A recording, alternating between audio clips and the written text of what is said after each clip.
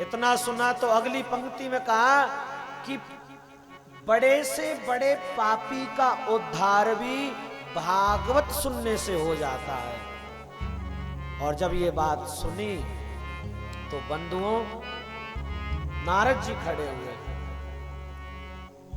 नारद जी कहते हैं कि हे सनंत कुमार, हे ब्रह्मपुत्रों, कृपया करके मुझे भी स्पष्टता से समझाइए कि इस श्रीमद् भागवत कथा को सुनने से क्या वास्तव में किसी पापी का उद्धार हुआ है? कृपया करके बताइए। आप सबके मन में भी एक सवाल होगा कि क्या वास्तव में पापियों का उद्धार करती है? सनंत कुमार नारद जी को बताते कि हे नारद जी,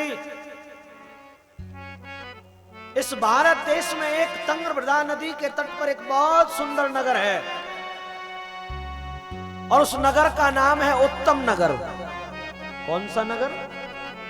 और उस उत्तम नगर में एक ब्राह्मण रहते हैं जिनका नाम है श्री आत्मदेव जी। ब्राह्मण है। क्या है? ब्राह्मण। बहुत बड़े कर्मकांडी हैं, बहुत बड़े ज्ञानी हैं, लेकिन आत्मदेव जी ब्राह्मण, उनको जीवन में एक दुख भी है। क्या दुख है? उनके जीवन में दुख ये है कि उनके घर में एक गाय है जो कभी बच्चा नहीं देती है।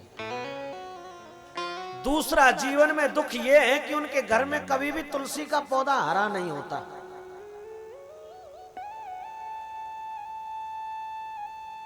याद रखना, अगर हमारी तुम्हारी परछाई से तुलसी का पौधा भी सूख जाए, हमारे घर के बने अन्न की रोटी गाय भी मुंह फेर ले, खाना ना खाए, तो समझ लेना कहीं ना कोई तो ऐसा अपराध हम पर हो गया है कि गऊ ने और माँ तुलसी ने हमारे घर के आंगन को ठुकरा दिया है।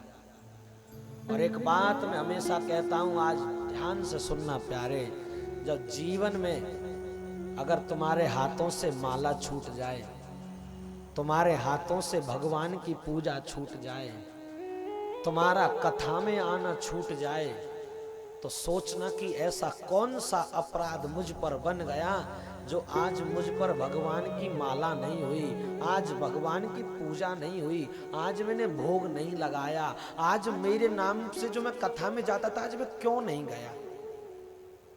सोचना कभी मन में कि ऐसा कौन सा अपराध, गुनाह, कौन सी गलती मुझ पे हो गई है जो आज मैं हरि के नाम से वंचित हो गया। प्यारे, सोच कर देखना। आज हम बुरा लगे तो लग जाना। आज सबसे बड़े दुर्भाग्य की बात हम सनातन धर्मियों के लिए ये है कि हम अपने घरों में डिजाइनदार पेड़ पौधे लगाना पसंद करते हैं। एक बाबा आते हैं टीवी पे, कहते हैं मनी प्लांट लगाओ कृपा बरसेगी। उस बाबा की बात मान करके तुलसी का पौधा हम लोगों ने घर के आंगन से बाहर निकाल दिया और मनी प्लांट को घर के आंगन की शोभा बना दिया। अरे साहब, अगर मनी प्लांट से अगर मनी निकलती और पैसा निकलता तो आज धरती पर कोई भूखा नहीं सोता। आज वो 2 साल का बालक ऐसी गर्मी में या सर्दी में लाल बत्ती पर कटोरा लेकर के भीख नहीं मांगता। कोई बच्चा, कोई माँ, कोई पिता बिना इलाज के नहीं मरते। अगर पेड़ों से धन बरसता तो प्यारे, जो साक्षात लक्ष्मी का स्वरूप है, वृंदा महारानी, तुलसी महारानी, उसको आंगन की शोभा नहीं समझते साहब। जो हमारे जीवन के रोग को दूर कर दे, बड़े से बड़े बुखार, सर्दी, जुकाम, खांसी को 5 पत्ते तुलसी के डाल के चाय पी कर दे, सारा खत्म है। महाराज जी कहते हैं काला बटुआ ले लो कृपा बरसेगी। कभी कभी तो मन करता है इतना बड़ा एक काला बैग बनाऊं, उसे खोल के बैठ जाऊं, बोले बरसाओ कृपा। फिर क्यों लोगों के आगे झोली बहलाऊं की एम्बुलेंस चाहिए, गऊ के लिए चाहिए, इसके लिए चाहिए। जब बाबा टीवी पाए जब ही बैग खोल के बैठ जाओ, डालो है। बोलो राधे राधे। चिंता नहीं करना, ऐसे बाबाओं का नंबर लग चुका है। बोलो राधे राधे। जो इस धरती पर अपने आप को भगवान से बड़ा मानता है, जो भगवान की पूजा बंद करा करके अपनी पूजा कराता है ना साहब, ध्यान रखना वो सांवरा जब तक कृपा करता है तब तक ले ले जितनी मौज लेनी है। जब तक ये उंगली आगे बढ़ा रखी है ना तो दौड़ जीवन में जितना दौड़ना है। जिस दिन उंगली टेढ़ी करेगा ना सावरे, जब वो टेढ़ी करेगा ना तो कितनी भी बड़ी हस्ती क्यों ना हो प्यारे मिट्टी में मिला देता है। ये कीचड़ की कंकड़ी को महल बना देता है और महल की ईंट को कीचड़ में मिला देता है प्यारे। ये सब कुछ कर देता है, सब कुछ।